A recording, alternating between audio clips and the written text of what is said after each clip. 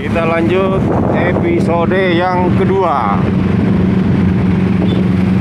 Nah, ini aksi damai penolakan rancangan undang-undang haluan ideologi Pancasila atau disingkat RUU HIP yang belakangan dibahas di sidang paripurna DPR RI telah menimbulkan kegaduhan di ruang publik.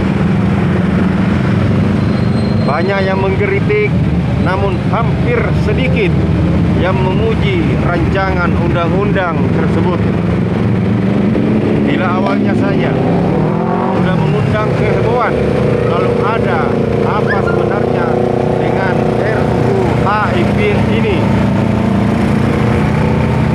Kalau kita melihat sejarah MPR periode 2009-2014 telah mengeluarkan 4 pilar MPR, di mana Pancasila adalah salah satu pilarnya.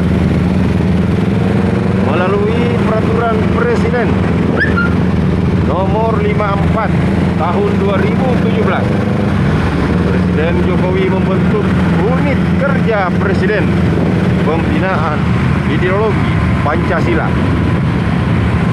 Kemudian melalui peraturan Presiden nomor 7 tahun 2018, Presiden Jokowi membentuk Badan Pembinaan Ideologi Pancasila atau BPI. DPR periode 2019-2020 juga tidak mau ketinggalan. DPR saat ini membahas RUU HIP yang merupakan inisiatif DPR atau khusus dari Partai PDIP. Tujuannya sebagaimana yang tertera dalam pasal 1 Ketentuan Umum RUU HIP yang berbunyi, haluan ideologi Pancasila adalah pedoman bagi penyelenggara negara dalam menyusun dan menetapkan perencanaan, pelaksanaan, dan evaluasi terhadap kebijakan pembangunan nasional di bidang politik, hukum, ekonomi, sosial, budaya, mental, spiritual, pertahanan, dan keamanan yang berlandaskan pada ilmu pengetahuan dan teknologi serta arah bagi seluruh warga negara dan penduduk dalam kehidupan berbangsa dan bernegara berdasarkan pada nilai-nilai Pancasila. Allahu Akbar.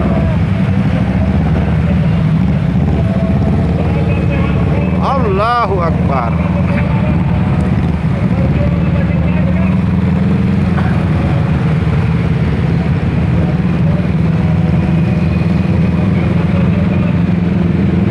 Mungkin para perumus RUU HIP tidak menyadari dengan menyatakan tujuan membuat undang-undang haluan ideologi Pancasila ini sekaligus merupakan pengakuan bahwa selama 75 tahun berdirinya landasan filosofis dan ideologi negara, ternyata para penyelenggara negara termasuk DPR RI tidak menggunakan Pancasila dalam menyusun dan menetapkan perencanaan dan sebagainya. Sehingga sekarang pada tahun 2020 perlu dibuat undang-undang yang mengatur Pancasila sebagai pedoman untuk penyelenggara.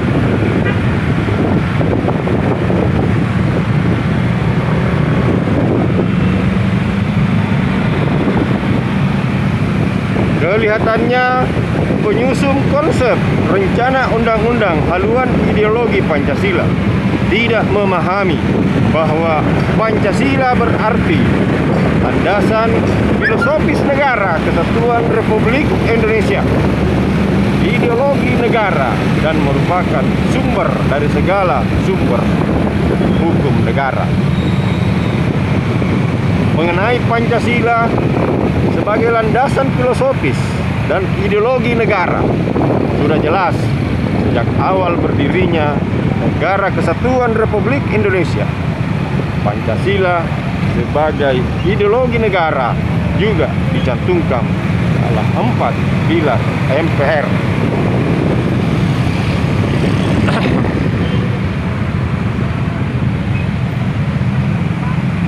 Tanggal 12 Agustus 2011, Presiden Susilo Bambang Yudhoyono menandatangani Undang-Undang Nomor 12 Tahun 2011 tentang pembentukan peraturan perundang-undangan.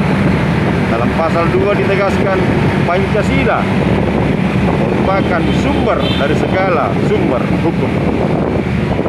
Jadi, semua hukum dan perundang-undangan Negara Kesatuan Republik Indonesia bersumber dari Pancasila. Sekarang Pancasila akan diletakkan di depan atau mau dibuat arahnya. Dengan demikian, kalimat haluan ideologi Pancasila adalah suatu kontradiksi in terminis atau rangkaian kata-kata yang bertentangan. Ini adalah kesalahan logika berpikir. Kesalahan kedua dan yang paling salah adalah membuat undang-undang untuk Pancasila sesuai dengan Undang-Undang Nomor 12 Tahun 2011. Semua undang-undang letaknya di bawah Pancasila.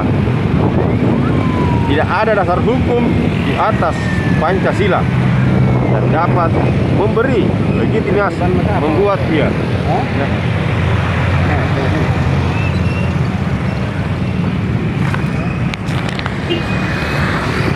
Nah, tempe segini.